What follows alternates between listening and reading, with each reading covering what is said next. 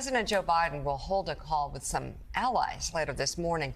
According to the White House, the focus of the secure video call will be how to continue supporting Ukraine and coordinate efforts to hold Russia accountable. Joining us now, Special Advisor at the White House National Security Council, Matt Miller. And Matt, who exactly is going to be on this call? Well, it'll be a number of our allies and partners in Europe and elsewhere in the world, heads of state that the president has talked with before, even before the Russian invasion and since the Russian invasion of Ukraine. And the goal of the call will be to continue to rally the world to impose consequences on Russia, something that the president has made a priority since even the months before the invasion. We made clear that there would be costs for Russia if they made this, if President Putin took this decision.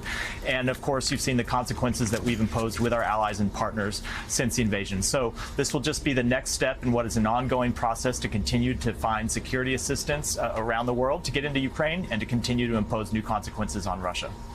Matt, the mission right now to resupply the Ukrainians with increasingly sophisticated weapon systems. A, how is it going? And B, if you know, could you talk about the logistical difficulty of getting those weapon systems deep into the country? So, it is something that we are working on every day here. We have, detailed conversations with the Ukrainian government at all levels of our government and all levels of their government to go through what exactly it is that they need and then find out how we can get them those weapon systems. Sometimes that involves the Pentagon looking through what capabilities we have and getting them on planes and getting them into the region so they can get into the country as quickly as possible. Sometimes it involves going around to other countries and finding weapons that are in their stocks that are more suited to what the Ukrainians need.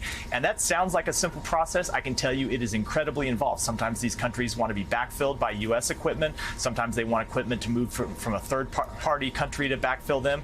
And it takes an incredible amount of work, and it's something we're working on literally around the clock here.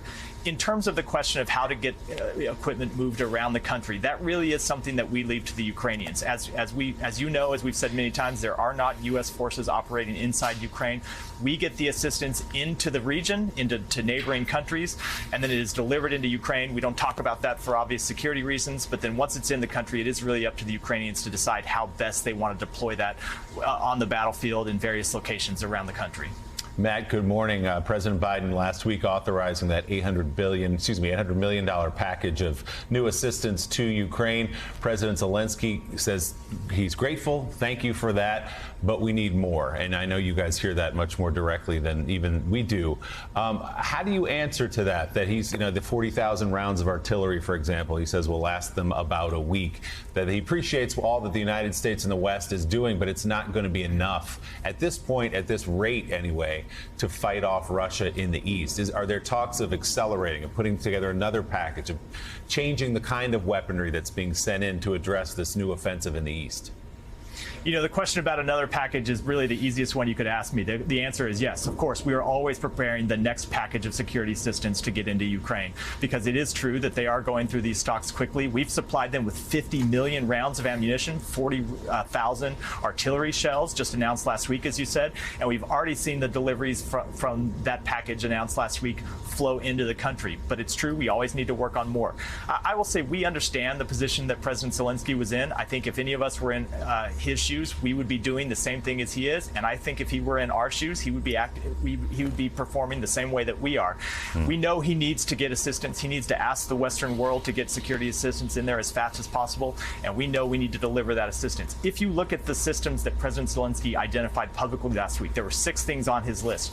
Either the United States or our allies and partners have supplied or are in the process of supplying everything on that list. So we do take very seriously his requests, and we work to answer them as quickly as we can.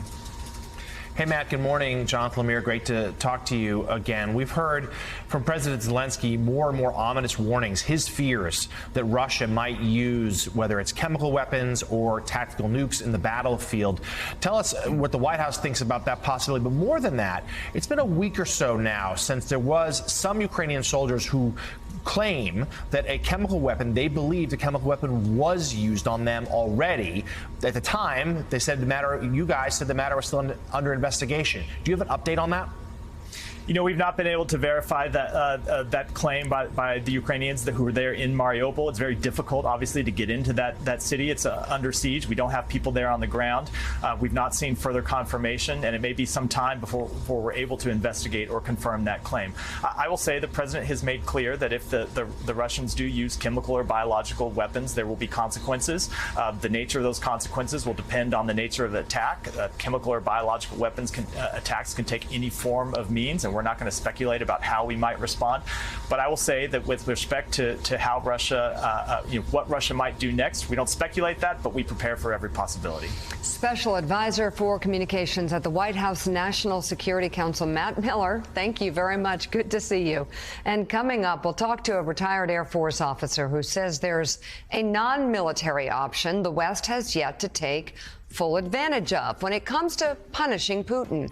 We'll find out what that option is. Also ahead, more on what's being called the second phase of the refugee crisis in Poland. We'll go live to Warsaw.